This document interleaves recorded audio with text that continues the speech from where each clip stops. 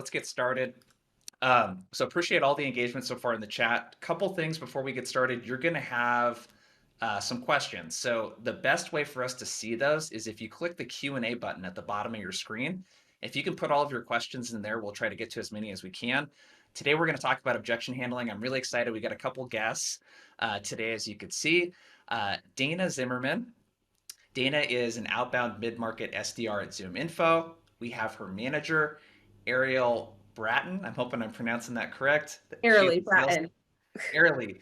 I'm messing up locations. I'm messing up names today. She's a sales development manager at ZoomInfo. And Jerry, we've done one of these before. He is a director of sales development and lead gen, excuse me, at Revenir. So good to have everyone. Let's dig in first. What I think would be really interesting to hear from the audience is, can you let us know in the chat, when you're making cold calls, when you're sending cold emails, what objections are you getting right now? Drop them into the chat for us. What objections are you running across? What do you guys think? Any of this abnormal to you, or is this kind of what you were expecting? Very common. A lot of blocking objections. Yeah, too expensive. Economy. Yeah. The reason why I like to do this in the chat is hopefully it makes you feel a little better if you're looking at the chat, and that most reps are they're getting the same types of objections.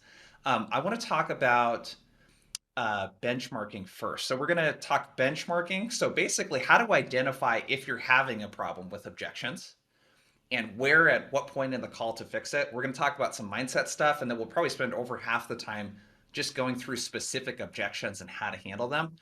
I'd like to start, Jerry, with you. You want to explain a little bit more about what you guys do at Revenir and just give people a perspective on the volume of outreach that you guys are doing, and then you have a dashboard that you guys track that would be really great to start with. For sure. Thanks, Jason. So yeah, here at Revenir, we design, build, and manage outbound sales development teams. All of our SDRs are here right outside of Boston and Lexington, Mass. We have about 150 SDRs and about 60 to 70 clients active. So these SDRs are dedicated to certain clients doing, SDR work. We're a phone first shop. We like to hit the phones, but we do omni-channel. So we use LinkedIn and email as well. But obviously, benchmarking your phone performance is important, and you do want some data backing that. So for us, we make over 100,000 dials per month as an organization. And we aggregate that data into Tableau to see kind of how the market is. And this was really interesting to see, once everybody went hybrid and remote, pivoting from direct to cell dials. And, we got to see the dashboard and see where the data lies. So I'm going to share out a dashboard that's going to go into connect rate. How we measure connect rate is when the ideal prospect picks up the phone. Conversation rate. So that is when a conversation with a live prospect goes 2 minutes or greater. Meeting scheduled rate. So of those conversations, how many go to a meeting scheduled, and delivered rate. With outbound prospects, a delivered rate, you're going to have some reschedules, you're going to have some stuff move around. So we also benchmark that. So let me share my screen really quickly to give you an idea of what to look for your internal team. So this is a Tableau dashboard. There is a lot of ups and downs, but really at the bottom is where you can see the aggregate. So you can see connect rate at 5.8%, conversation rate just below 30%, right below a third for meeting scheduled rate, and right around 80% for delivered rate. Now, keep in mind, this does go into a lot of different industries. On our floor, we do have a lot of SaaS companies, but we also have some energy companies, manufacturing companies. So this isn't a one size fits all, but at least for everybody on here, you can take a look at the connect rate, conversation rate, meetings scheduled, and delivered rate to give yourself an idea of where to start to look at to see if you're having where to improve, pretty much. Okay, let's, I think what would be kind of interesting, I don't know if there's any data nerds out there, but when I see stuff like this, I get really excited because we can be really objective. Let's start with, okay, connect rate. I'll just kind of open this up to the entire panel here. 5% is what I've seen to be pretty common. If a rep has a low connect rate, like let's say 3%. What are some suggestions that you guys have to improve connect rates? Yeah, that's a really good question. I think the first thing that we need to consider is, is their phone number being marked as spam? Like when we're calling through dialers, that's the first thing that I ask, like, hey, have you called your cell phone? Have you called, your mom's cell phone if she has a different like cell phone provider? Because I know that AT&T is like uh, Mhm. the biggest like spam blocker number system in there. So that's one thing I check. I also want them to check like what time of day are you calling as well? Because that can also make a difference. But the first step would definitely be like, is that number coming up as spam? Because if you're not having connect rates and somebody sees spam on their phone on their cell phone, immediately going to decline. So that's a really good first step for reps to take. Yeah, I can piggyback off Airly as well. When I set up my workflow and my days and my task, I will flip flop throughout the week. I'm calling at 8 a.m. I'm not catching them at that point. I'll try at the end of the day, the following day, or even the same day. I'll move them out until 4 o'clock. Because I find for myself in the morning at the end of the day is my best connection rate. I'm also a double tapper. I double tap. Mm. They'll pick up after that, wondering why I'm double tapping. And I straight tell them I want to talk to you. I don't answer either on their numbers. So I'm a Yeah. double Yeah. tapper. Let us know in the chat. Do you double tap? So a double tap is I call, they don't pick up, I don't leave a voicemail, I call them directly back. Let us know in the chat. And we're Yes, spending some time, by the way, on this because objection handling doesn't matter at all, and cold calling techniques don't matter if you can't get a prospect to pick up the phone. exactly. Yeah, so it looks like quite a And few to do. sometimes people have it set where it's an unknown number, it goes directly to their voicemail. And I find if you double tap, it breaks that. So if you're getting a ring and the voicemail is picking right up, they're not necessarily sending you to voicemail. It's the way that they have their phone set up. And if you call right back, it gets through. So that's just a little trick to take So home with you too. I got one more follow-up on that, Dana, for you, because the concern that people are going to have is, well, what if the prospect is annoyed? And I'm sure that Absolutely. happens to you. The prospect gets annoyed every now and then. In my Yep. experience, it's way less often than you would think. But how do you handle that if someone's like, "Well, why did you call me twice?" How do you respond to that? I remember there was one guy, I actually called his office. Then I called his cell phone and I was like, I never left him a voicemail. And I was in the process of writing him an email. So I called him again and he answered. He's like, Dana, you just triple tapped me. I said, my intentions really were not to triple tap you, but I realized as I was writing the email, I never left you a voicemail because my process is I leave a voicemail, let the prospect know, hey, I'm going to shoot you an email as well. If it's easiest for you to get back to me via email, like that's perfectly fine. Feel free to give me a call. It's nice to chat as well. But I called back intentionally to leave the voicemail, not expecting him to pick up. But I said, I'm just being honest with you. I didn't leave you the voicemail. And I've also had people, ask or say, like, you literally just called me and double tapped. And I just am honest. I said, I'm going to be honest with you. Like, I personally don't answer calls I don't know. I wanted to talk to you. So I gave you a call back, hoping that you would pick up, and you did. So it's fantastic. And they Really appreciate the confident. honesty, you know? Just be honest, be human. And it loosens people up a little bit. Yeah. I think if you can have your personality and the smile that you have there, you can hear that through the phone. Oh, And I I think that's a always have it. really, Yeah. really big part of it. Yeah. Jerry, what about you? Pickup rates, if you're looking at reps across the board and there's low pickup rates, anything else that wasn't mentioned so far that you guys look at Reveneer? First thing I usually dive in is the dials. Who are they dialing? What is the quality of those phone numbers? You want to go after cell phones in this day and age. Typically, if it's available to you, you need to have a consistent connect rate, because if you're not having at bats, you're not going to book many meetings. Something else, going through, and there is that filter that you mentioned, Dana, on automatic. If I don't know the number, it's going to go to voicemail. If you're having an issue with low connect rates, you can start with an email first with your phone number in the signature, and their inbox is going to recognize your phone number when they call, and it could say maybe Jason Bay. So that is going to increase at least it ringing and you potentially getting a pickup. So first thing I look at is quality of data, and I look at the personas. I want to benchmark it across other members of the team, and then I potentially pivot to an email first with the number in the signature so the phone recognizes that. Okay, that is a huge pro tip actually, and I've heard this. Yes. I have not really seen it in action, but if the prospect is using a CRM like a HubSpot or a Salesforce where it's hooked up to their email, there's a lot of different ways that could be. if you send an email and your phone number is in your email signature and they receive it, it'll pop up oftentimes with your name, Wow. which there's a lot of other hacks that you can do too with like cell phone providers to get your name to pop up too, which is really interesting. Mhm. But the pickup rate definitely increases. Mhm. Cool. One more time, Jerry, could you quickly share your screen again? I wanted to just quickly write down the benchmark percentages so Yep, that people have it. yep, Okay. right down on this bubble.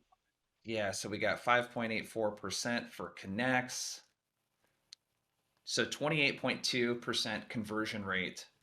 That's the number of connects that last longer than 2 minutes.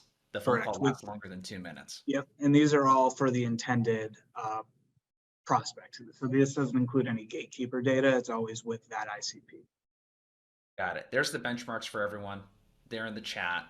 Uh, Ariely, I'd like to direct it over to you. So you have some stuff that through ZoomInfo's Chorus AI that you're looking at and benchmarks around like how long calls last, that sort of stuff. And I think it's Yeah. really good feedback for any managers or anyone doing call coaching watching this, or any reps too, to just kind of self-diagnose where you're having issues. What are some of the things that you look at in the reps that you're working with? Yeah, that's a really great question. One thing I really focus on is how long is that call length? The longer the call, typically the better qualified we're qualifying our prospects or, potential customers. But I also look at filler words, kind of next steps to do on the call. I also look for talk to listen ratio. Are we talking too much? Are we product dumping instead of asking the customer questions or prospect like, is this a solution that you use? Like if you had a magic wand to fix anything in your system, like what would it be? So those are benchmarks I really look at. I think as managers, we put time on our calendars to call coach, right? Like to be honest, we get busy, we get bombarded with things, but I do believe that there is value in call coaching and actually spending time doing that every single day, because how are we going to know what objections our reps are running into if we don't hear them live during call coaching? And I think it better prepares us as managers to know what benchmarks we need to look for and see like out of the 50 dials or 60 dials our reps are making a day, how many of those are actually connecting and what does that connect rate look like for them to actually book a meeting as well. So I do a lot of that through Chorus. Okay, so just to give people some guidelines, again, if there's a manager watching this, or if you're a rep and you're working with your manager to get coaching, like how many calls do you listen to on a typical day? Like how many are you giving feedback to? Like what could a rep on your team expect to get in terms of feedback on a Yeah. daily or weekly basis? I do one call for each of my reps. So right now I have a team of about 8. So I'll listen to 8 calls, but then I also listen to some of the AE calls that they book those meetings for to see like, are the AEs going into those meetings prepared with the information that my SDRs provided as well? So I would say it can vary anywhere, from 8 to 10, depending on the day. If my team is having a little bit of a slower day or saying that they're running into more objections, I'll listen to more calls that day. But then we also do a weekly kind of like a think tank where we bring those calls live in front of the team, randomly pick some calls and talk to the team like, hey, what went well, what didn't go well, and what would you have changed about the call for the person who actually made the call? Yeah. Okay. I'm going to drop a question into the chat. How many cold calls do you get coaching on from your manager every week? Let me know in the chat.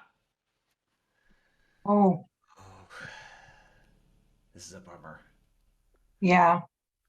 Yeah, a lot of zeros. Okay. What could, Ariely, I'll point this question your way again. For a rep that maybe doesn't have a manager that's as proactive as you are, and I know the culture at ZoomInfo, and I'm assuming Jerry at Revenir, there's probably a ton of this in that you guys are an SDR shop. But Ariely, if someone is watching this and they're a rep and they don't have a proactive manager giving them feedback on a daily or semi-regular basis, how do you suggest that they maybe talk to their manager or make it easy for them to give feedback if it's Yeah. not done proactively? I would make like a Google Doc and just be like, my own playlist of calls that you want call coached. I would send those to your manager and then on your one-on-ones be like, hey, I would really want to spend some time today diving over this call. This call did not go really well and I want your feedback on it. That way it's right in front of your manager, like, let's take care of this right now. I need some coaching on this. Take that initiative. It's going to get you places specifically, but also slacking them to your manager too. If you see that your manager is kind of busy, you don't have a one-on-one with them that day, but this is a call you want coach, send it to them. Let them know, hey, I really need some help on this. I need some guidance. It's going to help me be better. Yeah. I think that part of being a good person that is getting on the receiving end of coaching is making it easy for someone to coach you. So like you said, Yes. pulling up a spreadsheet, hand picking the calls, saying, hey, this didn't go well for this specific reason. If you want to take a step further, you could also like, hey, at 1 minute and 28 seconds into the call, I got this objection and didn't know how to deal with it. And, that sort Mhm. of thing I think is really powerful. Anything, Dana, as you're thinking about like, how do I get the best coaching from my manager? Is there anything that you do on a daily or weekly basis to like make it easy for Airly to like coach and provide feedback outside of the proactive stuff that she's already doing? Yeah, absolutely. So during our one-on-ones, Airly actually has like a OneNote that she has us fill out with our weekly performances, and a section in there is our call coaching. And for myself, of course, I shared with Airly great calls, because who doesn't want to share their great calls? But when I moved over to a new team and ZoomInfo acquired Comparably, I was not very familiar with Comparably, super shaky on it, didn't feel confident. But as we all know, we kind of got to just dive into it and just, we fall. It's the only way we're going to learn. So there was one that I can remember that I sent over to Airly, and I told her prior, like, just a forewarning, this might make you cringe a little bit. And it was the best way to learn, but I think it's super beneficial that she does that, and she then takes it, goes like listens to the call, and then gives you all the feedback, whether you want to hear it or not. But I think as a rep, you just have to be open-minded. You truly do, in order to grow. And I think that's when you have a manager that gives you that feedback, whether it's great or bad, what you want to hear is really how you're going to grow and just get better with things that you're not familiar with. I think one thing that stuck out to me as well is that I know this might sound obvious to some of the people watching this, but the amount of effort that goes into the preparation for the one-on-one makes Hmm. for a really good one-on-one. And it's just a thing that requires a lot of discipline. So Yes, picking out recordings prior, sending them over beforehand, attempting to give yourself a little bit of feedback beforehand. That as a manager, listening to one of those calls before the meeting and coming in with feedback, it's a way that you can take a 30-minute meeting and get like hours worth of value out of it for through that sure. preparation. So I think bringing those calls to the one-on-one is great advice. Share them in advance. And if you're a rep, part of being a great rep too is managing up. If your manager doesn't have this system, like offer this up as a as a way to start doing like for you to get more out of your one-on-one.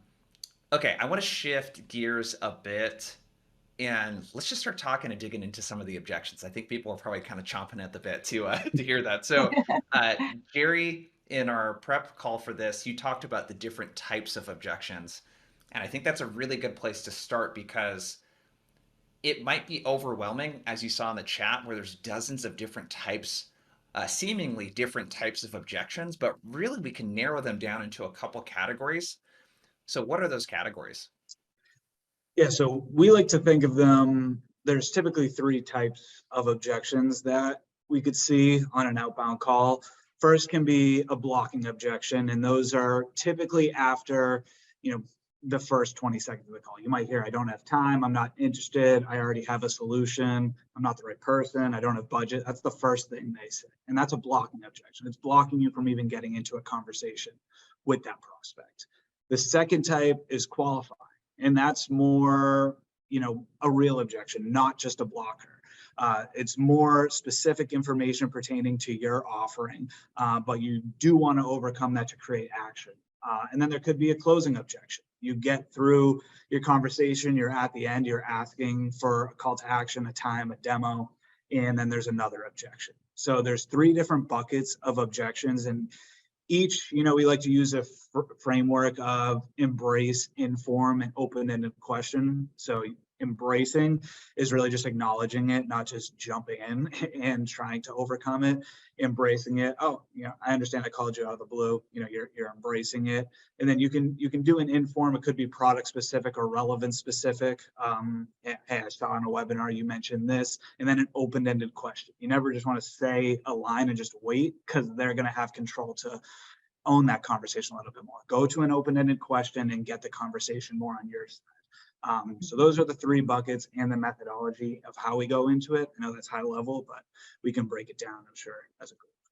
Yeah, so embrace, inform, and then end with an open-ended question. And I know Chorus AI has a ton of data on like the amount of questions that people ask in cold calls and how they respond to an objection. And I don't remember the specific stat, but what they found in top performers is they respond to objections like way more often with a question than with a closed-ended statement.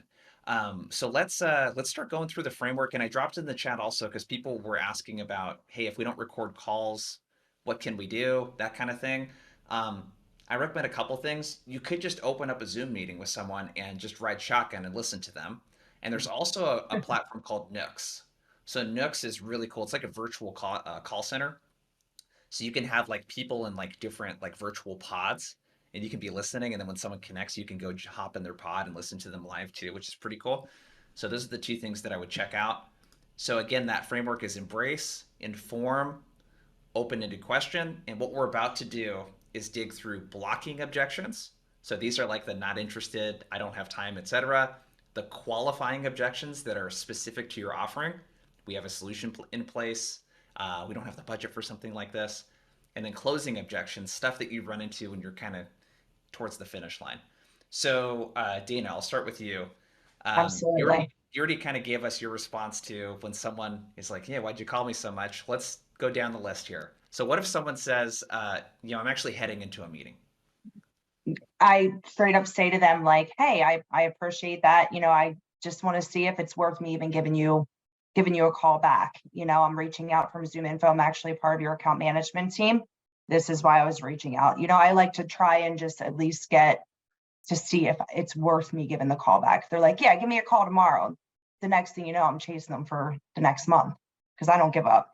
So I just straight ask them right when I have them on the phone, like, hey, let's see if it's even worth me giving you a call back. This is why I'm giving you a call, X, Y, and Z. And they'll tell me straight from that point whether to give them a call or not. Or sometimes I get them the book. Because are they really walking in that meeting? Yeah. At 1:36, I think you're late. Or they're right in the middle of a meeting. I'm like, it must have been a pretty boring meeting. Yes, I love those. Like, hey, I'm in a meeting. Yeah. Then why'd you answer? Yeah. So that was the framework in action. You embraced, right, that they were in a meeting. You informed them the reason for my call. And then the reason for the call is, can you give us an example of what something might sound like? Are you dropping in some sort of trigger that you found, or mentioning their job title? What's the reason typically? Yeah. So being that I'm on the Town OS team here at ZoomInfo, I'm focused solely on Town OS. So I'm reaching out to town acquisition managers, chief town officers, anything on the HR side of things. So when I am going to call somebody, I'm researching to see if they're hiring. So typically I'll be reaching out saying like, I noticed that you have 46 open positions. I wanted to chat with you about that. I'm calling from your account management team. Just kind of go in that way. Typically it's when they're hiring and I bring up that point. So you want to bring a relevant trigger into the conversation. So the informed piece for you is very specific, which I think is really important to point out because I don't know, let me know what you guys think. The psychology I always like to think about of the prospect. And when someone says, I'm about to head into a meeting or not interested or whatever it might be, oftentimes they don't even know who you are or why you're calling. They just know that it's a cold call and they're objecting to being interrupted by someone that they didn't ask to call them. So when you can bring something relevant immediately into the conversation, it's like, oh yeah, we are hiring. What's up? What do you want? Kind of thing. And then you got the open-ended question. Before we move on to the next objection, Jerry, Airly, anything about this objection that you would add to what Dana just shared? how to Yeah, think about it, how to respond, that kind of thing. I really love the way that Dana goes about objections because she's so relentless. But one thing I used to say as an SDR is like, hey, instead of me giving you a call back to book a meeting, like, let me tell you why I'm calling. Does this sound like interesting to you? And then kind of go into your soft pitch, and they'd be like, yeah, I don't want you to call me. You've already called me 15 times. So like, let's chat and see if this is relevant. And then that way you're not wasting your time calling people that aren't interested, and you can focus on other things and other prospects and other customers that you can call. So I think people really appreciate that too, where it's like less calls is better. So like, this is why I'm calling, and instead of calling you back, like, let's talk about this and see if it's worth your time. Yeah, I mean, I don't have too much to add. Those are really great ways to overcome that objection. You know, if someone's running in a meeting, you know, you can try and ask for those 20 seconds, you know, see if it's worthwhile for me to even give you a call back. You know, that's, you just need them to know why you're calling, because it is a blocking objection, and the chances that are actually going into a meeting are probably slim. They're trying to get you off the phone. You know, they're trying to diffuse the situation. They're in a defensive mode. So if you embrace it, you know, you can kind of calm them down a little bit and, you know, see, because they don't know what they're avoiding yet. You know, they got to hear out you is your goal. Yeah. If there's I value. think they appreciate it as well. Yeah. And if there's value, they will make time. If there's value in what you're 100%. saying, they will make the time. They will be 2 minutes late to that meeting to talk to you about this and see if the solution fits. Love it. Okay, one more question for you, Dana, before we move to the next objection is mindset around this. When you get objections, it doesn't seem to like throw you off. And I'm curious if there's any intention, and where I'm kind of going with this is I was working with a rep yesterday on his cold calls. He calls security people, which they get a lot of cold calls and they kind of hate getting cold calls. So people are really irritated when they pick up the Right. phone. So he goes to this place. He's like, literally, what goes on in my head is like, oh shit, why did I call this person? That's where his head goes. And I'm Yeah. curious for you, is there anything from a mindset standpoint that when you hear that someone's like, I'm heading into a meeting, and you know it's a total excuse and they don't sound super excited to talk to you, what do you think? Like, what goes on in your head, if anything? And is there any intention around the mindset or the approach so that you come off in a way like how you come off, where it's like very disarming? Yeah. I mean, I don't think much crosses my mind negatively. Like I go into every call super positive. Like I could get off a call, someone not very kind, and I might need to walk away for 5 minutes, but I just come right back because every call is a new call. It's just the way that I walk into it, you know, and I smile and dial. Like how I'm talking now is literally how I am on the phone. And I Yeah. always try to make the conversation like from the gate, you know, like, hey, Jason, like I get excited, like, Jason, hi, good afternoon. And sometimes I get excited at 4 o'clock in the afternoon because somebody picked up and nobody picked up. And I straight tell them that, like, I'm excited because you're the first person I talked to, you know, but yeah, of course you get those irritated people. And I think I just block it. I don't think I really pay much attention to it and just keep doing what I do. I think another thing I'll drop into the chat, another pro tip is like make it hard to be rude to you. Mm-hmm. Come into the call like it sounds like you are, Dan. It's like it's very hard to be like angry with a person that's excited to talk to you. Yes. It's like smacking away an excited puppy. You know what I Yeah. mean? Okay, let's keep moving. So Jerry, I'll throw this one your way. Not interested. And let's say that this happens pretty early in the call where it's like, hey, this is Jason with Outbound Squad. Oh, not interested. Because I think it differs a little bit if you get it a little later, but what's the thinking behind this one? Yeah, I mean, there's a few ways to go about that. You know, some people like to be straight on and be like, you know, what are you not interested in? I haven't told you the reason why I'm calling yet. You know, it's like some Yeah. people are pretty bullish with that, and that's fine.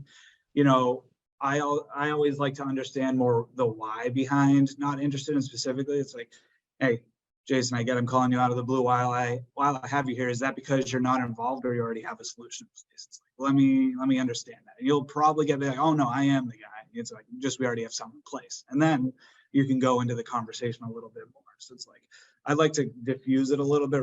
Some people can be bullish. It kind of has to be on your personality, your tone, your pace, you know, who you are. You know, just because it works for me, it might not work with somebody else who has a different tone or pace. So I've seen both of those work, but what works for me is just, is that because you're not the right person or because you already have a solution? And you'll hear, more about that person, because a lot of the times they almost not take offense to it, but it's like, oh, no, I am the right person to evaluate this. And it's like, hey, Yeah.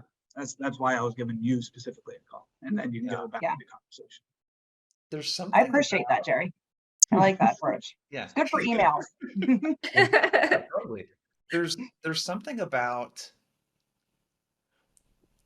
I don't know what the psychology is behind this, but people love to correct other people.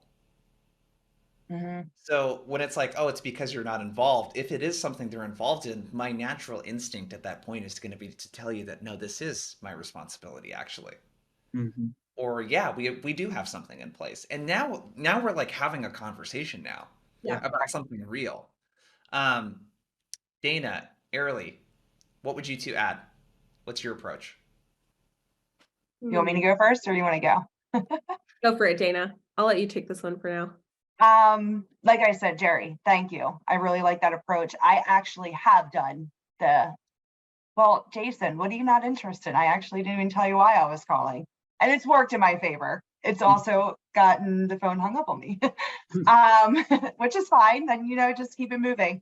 I honestly try to go into a call preventing the not interested. I have a reason why I'm calling. Like I said, hey, I noticed that you're hiring right now for 119 positions. We need to talk. We need to have a conversation because how are you filling those positions? But of course they always do come up and I kind of just respond with a question. I noticed that you're hiring for a something in marketing. It's been up for 2 months. What are you doing to fill that position? And try to venture the conversation and dig a little bit deeper, almost avoiding the we're not interested. But I'm excited for your point there, Jerry, because I'm definitely going to use that, especially on emails, because I will say, honestly, it's a struggle to go back on somebody who says, I'm not interested through email. Easier on the phone, having the conversation. Usually get ghosted when you reply back on a not interested email. Yeah. Yeah, good point, Dana. I think when somebody says not interested in, a way to spin that too is like, oh, do you already have a solution like this in place? Make them think about it. Because you haven't even started your pitch yet and they're already not interested. So it's like, oh, do you already have a solution? Oh, what are we talking about? What solution are we talking about? How do we get them to open up a little bit? Because then from there, if they're like, well, what kind of solution? It's like, oh, well, I was calling you about this. Do you already have something in place like this? And they could be like, yes or no. And if they say, yes, we do, it's like, okay, perfect. If you had a magic wand to fix anything within that solution, what would it be? Hey, we're having this problem with this solution and this, and then you can talk about how you come in as kind of like a consultant of your product and how you can fix that problem that they're currently having, right? To become the solution.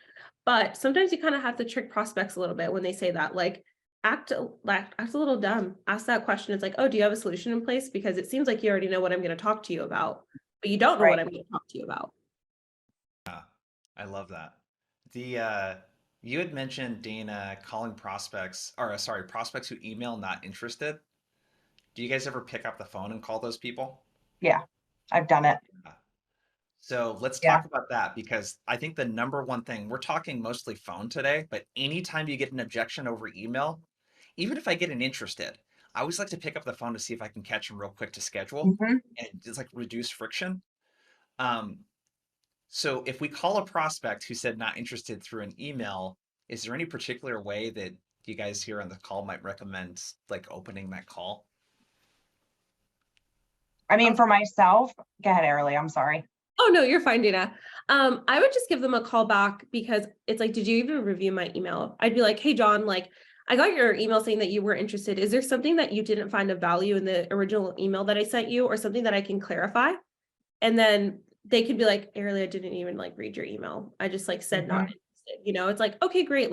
Was there something I can add here? Is there something that caught your eye potentially? And then you can further elaborate into that, because I know as a manager, I get a lot of emails, and the majority of the time, depending on the length of the emails, you probably don't read them because they're so long. So it's like, okay, what is of value? What did you find valuable? What didn't you find valuable? And that way you can either progress the conversation or you can move on. Yeah. I chuckled a bit because I love the mindset and the attitude behind it. It's like, I'm gonna go into investigation mode here, you Yeah. know? Yeah, Like there's probably you a reason got to. I'm not interested, and I want to know what that reason is, Yeah. Yes. you know? And it's having a little bit of fun with it. Um, let's keep moving. Let's do, okay. I think this is a pretty common one. Jerry, I'll kick this one. I think we asked Jerry last time, actually. Airly, I'll kick this one over your way first. Um, can you send me some more information, or can you send me an email? How do you think about that one? I always try to get the meeting booked. I would be like, hey, Jason, like, I know that you want an email, but the best way that we can get you in front of the right people who can answer those questions live is going to be one of our product specialists. So how about we find 15 minutes today, tomorrow to dive in? And if this isn't a value, like we can go our own ways, but I think having those live 15 minutes is going to be beneficial. So we can talk about the product and answer your questions. We can also record the call. So if you need to send this up to any teammates or anybody, your manager, you can do that as well. And if they have questions, we can kind of have an email conversation about those two or schedule a second call. Yeah. So is it fair to say, like, is assumptive the right word to use? I don't want to use the wrong word here. Like the Something thinking what we're behind saying. this, is it to just be very assumptive and assume that if someone wants more information, if they genuinely want more information, that means there's interest there. Yep. And what's way easier to do to get the information that they need is to talk to someone that's more of an expert than you are. Yes. It would actually take a lot less of this person's effort. I know they got to hop onto a call, but it's the quickest way for them to get the information. Is the word assumptive and just kind of, I was taught to assume the sale a long time ago is what we talked Assumptive about. Is that closing. the Yeah. thinking behind it? Yeah, definitely. Because if there's interest and there's value there, then they will more likely join that call and be like, okay, like, yeah, this person can actually answer my questions, especially when they get really technical about like CRM and how the integrations work. Like we have those product specialists. Because then they start asking you questions during the call, right? And you're like, oh, I actually don't have the answer to that, or you do, but you just want to get them on the demo. Yeah. So how do we get you in front of that product specialist? Yeah. It's I think a big part of cold calling, just like every other part of sales too, is just not being afraid to ask. Mm-hmm. Just Yeah. ask for the meeting. And if you do that 2, 3 times, it's the second and third time usually where you're going to get a lot of movement on meetings. And it's the people that are too afraid to ask that last Mm-hmm. time, typically. Um, I have some ideas on this one, but I'll save it. Dana and Jerry, anything that you would add to this? Prospect says, yeah, go ahead, send me your pamphlet, your digital pamphlet, or send me an email, whatever Yeah. it might be. Yeah, I mean, there's a lot of ways to handle this one, and it depends on when you get it in the call. If you get it early on, in the first 30 seconds or so, it's like, yeah, I can send you over some information, but to be respectful of your time, I want to send you information that's relevant to you. Do you mind if I ask quick questions to see what I can send over? And then, typically they'll be like, yep. And now you're back in the conversation. And now you have the chance to expose a pain or a need again. You're not getting them off the hook that easy by just sending an email. It's like, oh, let me make sure I send the right content over. Can I ask? Boom. And now you're back in. If you get it at the end, there's a few ways to send it after the 2-minute mark. I can do that. I have a bunch of white papers, case studies. I can send it over, but I'd love to hear your feedback on it with my colleague and answer any more questions you have. We have availability next Thursday at this date and time. How does that look on your end? Have the date and time ready to go. Mm-hmm. Be very persistent with that. You can send information. A lot of times, if you just send it and get off the phone, you're never going to hear from that person again. Something, if it's not fully qualified either, a little tip that I used to do as an SDR, because, we have a lot of different clients. A lot of them range in qualification details. Some will take any meeting. Some want some pretty serious bank qualification. So, my project needed to be pretty qualified. It's like, yeah, I'd love to send you some information. When's a good time for me to follow up on that? Morning or afternoon. Cool. I'm going to put 5 minutes on your calendar with no meeting invite, but that's going to be notifying you that I'm going to be giving you a call then to follow up on this, and I can get some feedback on the information. You might need some more clarification or qualification as an SDR, depending on the organization you're with. And that got me a lot of meetings. They'd hit accept on it. I'd follow up via email before, hey, does it make sense to extend this to 20 minutes? Sure. Well, Beautiful. It's a little bit of a different tip, but the 5-minute placeholders were just all over my calendar for the week. And it's like, those are I love it. as an SDR. I like that, Jerry. That's a really great approach. It is. Like it a lot. I like the light discovery, part, like digging in a little bit more is my go-to, where it's like if I was talking to a VP of sales, I'd be like, hey, yeah, totally happy to send you an email. I am curious though, if you're like some of the other VPs of sales I'm working with and they're trying to get their AEs to do more self-sourcing and just pick up the phone, make more calls, self-source more pipe, how does that compare to what you're thinking about right now at ABC Work? And you get them talking about like, yeah, it's definitely something we're working on. Well, what kind of challenges are you having? And people will share a little bit. And then it's like, hey, how about we actually schedule a time to talk about this? Because this is something that we can definitely help with, just like we've helped ABC customers with. So I like that approach too, doing a little bit of discovery, connecting it back. Or the other approach is just like, okay, cool. Yeah, I could do that. But what's better is for us to schedule some time to meet with my product specialist. So let's go ahead and do that, Yep. and just be very persistent about it. Okay, cool. We got about 15 minutes left. So I want to transition here to the next type of objection. So we covered blocking objections. These are essentially the brush offs. The person is objecting essentially to being cold called. So we have some clever ways to handle those. The qualifying ones, I feel like, is where it gets a little tougher. So Dana, we'll start with you again on this one. We have a solution in place, or we're using a competing solution, or we built something in-house, whatever it might be. Like Right. we have a solution. How do you handle this one?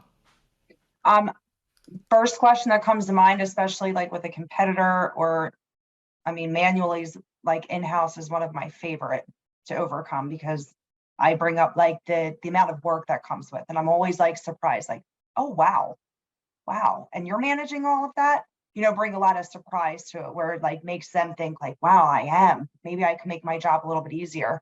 But I will straight ask them, like, when is the last time that you evaluated these processes to see what else is out there? And then how they answer, they might have just looked at it 2 months ago. Okay. And then you got to move on and pivot somewhere else. But if it's been like 6 months, a year, oh, wow. Okay. Bring surprise to it where it gets them thinking. I think tone is huge when you're overcoming objections.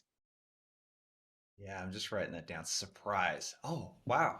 Tell me a little bit more Yeah. about it. And bringing in some genuine curiosity. When's the last time you looked into something else? Or you're doing all of that? I can't imagine how much time I that takes. always say this because I have 3 girls at home, and I always use it. And I say, wow, you manage all of that. Like and all these employees, like I have 3 girls at home and I struggle to keep up with them. Like bringing in like, wow, that's a lot. Like you wear a lot of hats, and really like humanizing with them. Jerry, Airly, what about you two? I Anything you love do this different? objection. This is probably one of my favorites, especially working at ZoomInfo, because we can be like, hey, a lot of companies are focused on tech stack consolidation. And right now, your company is already using our sales platform. Have you looked into some of our other offerings that we have? Because we can kind of match that price and like have a really good price point for you since you're already a ZoomInfo customer. Is this something that you would be interested in looking into?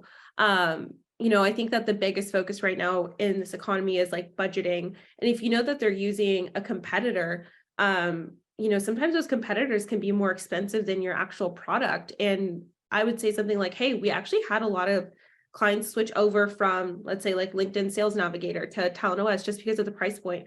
Like, when's the last time you assessed your budget for some of your tools? So I really like that because it kind of goes back to Dana's point of like, when's the last time you looked at a different product? Because I think that people get really comfortable with what they have and don't look at anything else because they don't want to go through like the integration process or whatever else that happens. Fear of change. Yeah, change too. So I love that objection. Very passionate about that one. Yeah, I think one thing just to point out that you did there, just for everyone else, is customer voice. I know you guys talk about a lot at ZoomInfo. So, hey, we have some other customers or some other folks like you that are looking for ways to do this. And it was specific around LinkedIn Sales Navigator. I think like bringing that kind of stuff in, and then was also just acknowledging the like macroeconomic environment right now that most companies are looking for ways to, you know, save money on their tech stack. Like just being really candid, Yeah. about that can be really big. Jerry, what about you?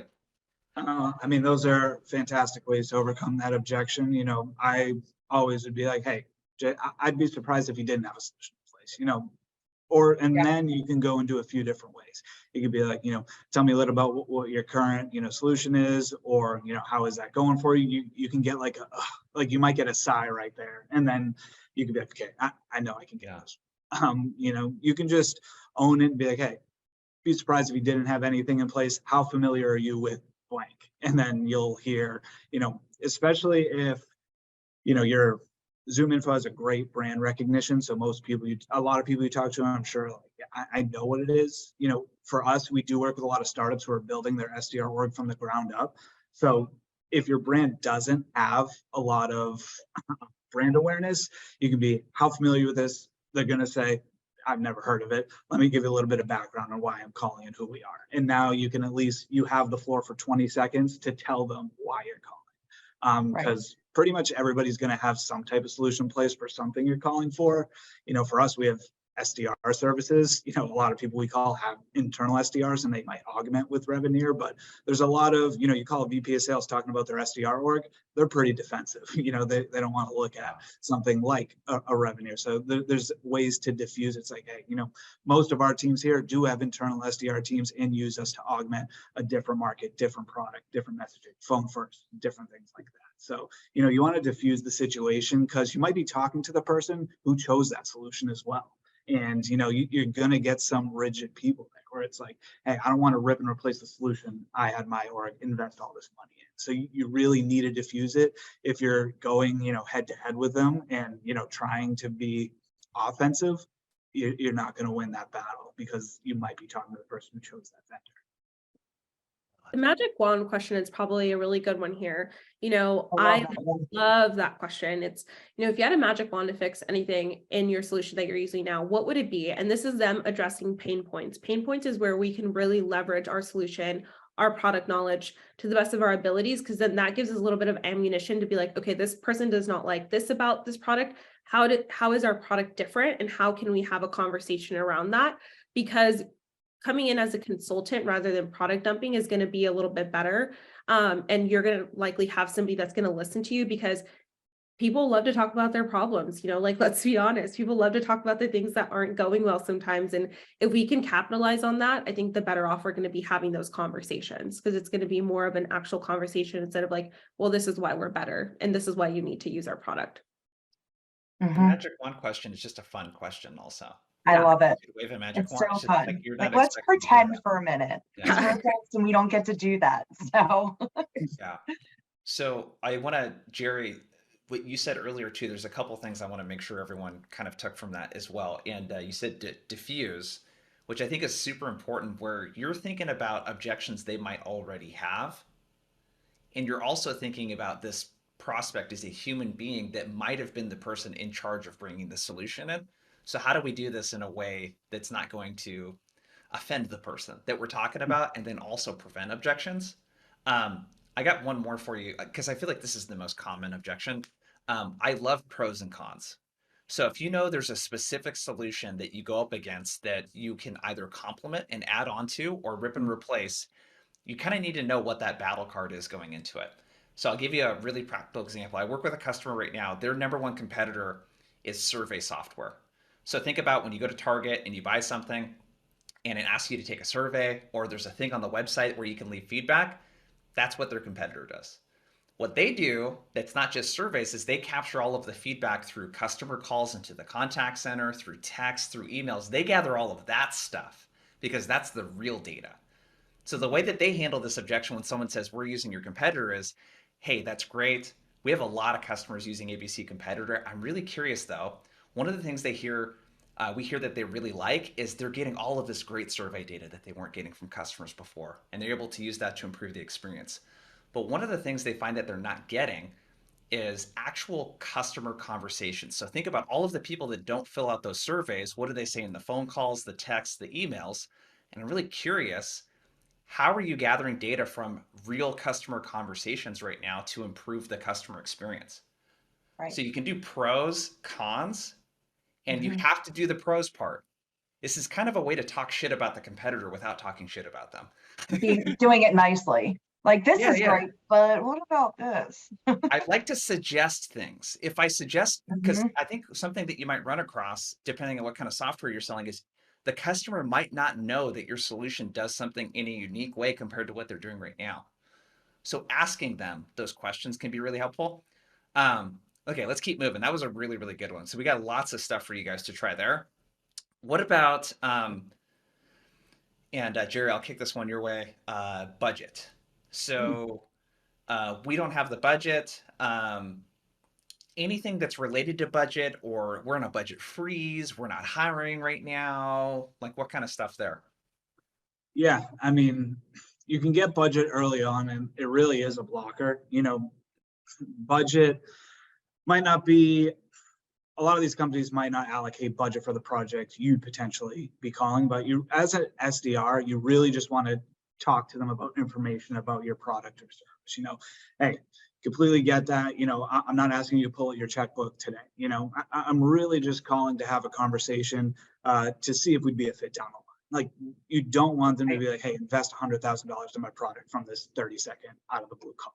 You need to qualify it, you need to build a relationship, and you do need to acknowledge, it's like, hey, completely understand, my job is just to, call, into different accounts like yourself who fit into our ICP. I'm not asking you to pull out your checkbook. How familiar are you with ZoomInfo? And you want to kind of move past that budget in a cold call. The more you focus on, but it's not the time to budget. We need to see if we're a good fit first, and if there Right. is a problem we can solve before we even talk about budget. So it's like you can really dive into it. It's, if you hear we don't have budget, that's completely understandable. I didn't expect you to have budget out of the blue like this. Reaching out to companies in your space to let them know about us. May I ask, get to your open-ended question. Get to that question and get the Mhm. conversation back on yours. Love it. Yeah, I would say that's the best way, especially that line like, hey, I didn't expect you to bring your checkbook to the conversation. Let's get this information out in front of you. So when it is time to make those decisions or a budget does come about, like you already have all the information that you need. And then you can just reach back out to us when that time comes, if there is a time. Because I think the biggest thing we need them to know is like, hey, we're not having you bring your money. We don't expect this to close tomorrow, because it is obvious that sales cycles are taking a little bit longer now, especially with the economy. But if we can have people that have the information in front of them, ask the questions that they need, like if it's a good fit and it's going to help them, like there will be a way that they find budget. We've seen it time and time again, or they come back in 4 or 5 months and say, hey, like we're ready to continue the conversation. Right. That's one thing I always bring up, and I try to make it about them, like, let's see if we are a good fit for you, kind of make it about them and evaluate. Let's get the information in front of you. And even if you fold it up and put in your back pocket for when it makes sense, like that's the goal here. I love using that line. Use it all the time. I'm curious, if we use ZoomInfo as an example, if a prospect decides to take a meeting, and let's say they're not in like buying mode, what value do they get from that meeting outside of getting a demo of like the product? Like what insight or value do they get from the account executive? What do they learn? Yeah, I think a lot of it in that conversation is going to be, how does it integrate with our system, and how is it going to work for us and our reps today? That is the biggest part, because yes, you can get all this information, but they need to know how it's going to work in their day-to-day and how the system is going to flow if they were to implement this product tomorrow. But also, when you're in a research phase, the first people that might take that conversation aren't going to necessarily be the people that are signing the check. So those people that take the meeting can then bring that information up to their higher ups. And then we can kind of extend the conversation from there. And that's where we know, hey, let's pause this for now. Let's touch base in like 3 months. And then from there, you can say, hey, like what I'm going to do is I'm going to put a placeholder for us in, 3 months. So I can give you a call back. I'm going to check in with you the week of that meeting to see if like this is still going to be a project that you're working on, or if we should touch back later. I think that there's also value in that, because I also think that the first people you meet with aren't necessarily going to be the ones signing that DocuSign sometimes. And they're kind of the front line to see, hey, is this going to be a good fit or not for the company? Yeah. There's the guy, Ian Koniak, I recommend everyone follows here on LinkedIn. He always says, don't take a no from someone that can't give you a yes. Yes. If you're I love calling that someone line. that doesn't actually sign off on the thing, Like, who are they to say that they don't have budget? They don't Right. even know what the budget is. They just know Yeah. that the You're not budget's even signing it. you know? I think another thing too is like think about your value prop. Yep. If cost savings is one of your value props, that's a perfect reason to meet with someone that doesn't have budget. Mhm. Yep. Oh, Yeah. hey, great. Yeah, we're hearing that from a lot of customers right now. One of the things that we're sharing is how they're reducing costs to serve in their contact centers, and specifically how they're taking customer conversations and gathering that intel to reduce friction in the customer journey to actually save their contact center a ton of money. That's what I'd like to talk to you about in our next call. So if you can tie it back, that's really, really good too. It's Ian Koniak. I'll drop it into the chat. He was the top rep at Salesforce for a couple years in a row. We got 2 minutes left here. Real quick, rapid fire. When a prospect says yes to a meeting, what do you guys do to make sure that they show up to that meeting? So I'm looking to get kind of tactical here. Do you send the calendar invite on the call and get them to accept it? Like, what are some of the stuff, if you guys were to rattle off, what do you do to make sure the prospect actually shows up? Let's go, Dana. You have like an 85% good fit show rate. Talk about it. Yeah. My biggest goal and what I really focused on is trying to get them to meet that day or the following day, as close to the day that you are in as possible to keep it in the front of mind. If you're booking 2 weeks out, your rate, the percentage of them showing up really drops unless there's a lot of value within the conversation. Biggest focus for me is that same day or the next day. And if it's not, and if it's 2 weeks out prior, I always tell them, and I set a task for myself, like, hey, I'm going to call you a few days prior because it is 2 weeks from now. And I call and I confirm with them. I'm not one to say, hey, I just sent it over. Can you accept it, please? It doesn't really seem to be so much of an issue for myself getting them to accept it, but I try to get it as close to the day we're in as possible. Yeah, within the week. That's really great, Dana. Less than 5 days, your good fit show rate is going to have a higher chance of them showing. And like that's statistically proven as well, but also setting an agenda, because I have seen a lot of meeting invites go out with no agenda. And they're like, what is this meeting for? Why am I meeting with ZoomInfo? Like, what's going on here? So when you're sending out that meeting invite, it's like, hey, here's the agenda. Here's what we're going to cover. But if your meeting is on Monday morning, on Friday, you should be sending an email from that GCal invite saying, hey, Jason, like, I'm really looking forward to connecting with you on Monday at this day, this time. We're going to be reviewing Talent OS. Like, here's a data sheet on Talent OS just to prepare us for that call. You're setting the expectations of why you're meeting, but also reminding them of the meeting. I think that sometimes we can just be like, oh yeah, they accepted the meeting invite, they're going to show. You need to do that background legwork to make sure that they actually show, and setting the expectations for the call. Yes. All of our meeting invites have an agenda, which is super helpful. Anything quick, Jerry? We got to run here. Only other tip would be if it's booked a few days out, the day after you booked it, send a thank you email for their time redoing the agenda, just being like, hey, we're ready to meet. Me and my team are excited for this. Just put that other stuff in there. Love it. And get the prospect to accept the calendar invite on the call if possible. I found that to be a really big one. I dropped some stuff into the chat, you guys. Make sure to check out ZoomInfo, Revenir, connect with us on LinkedIn, and appreciate all the engagement today. And Dana, Jerry, and Airly, appreciate your time and contributing. Thank you. It was fun. Awesome. Thank you. It was great. Thank you, everyone. We'll see you. See ya. Have a good day, guys.